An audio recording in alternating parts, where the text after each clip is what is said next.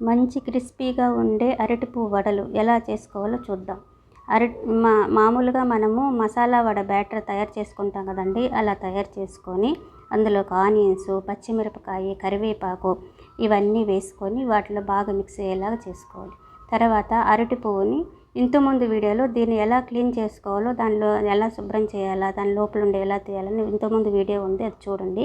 ఇప్పుడు దాన్ని ఇలా సన్నగా కట్ చేసుకొని ఈ కట్ చేసుకున్నదంతా ఆ పిండిలో కలిపి బాగా కలిపేసుకొని మిక్స్ చేసేసుకోవాలి. మొత్తంగా పిండి లోపల మొత్తంగా మిక్స్ అయిపోవాలి. ఇది ఇలా మిక్స్ అయిన దాన్ని మనము వడపిండిగా తయారు చేసుకొని దీన్ని ఇలా వడలుగా ఒత్తుకొని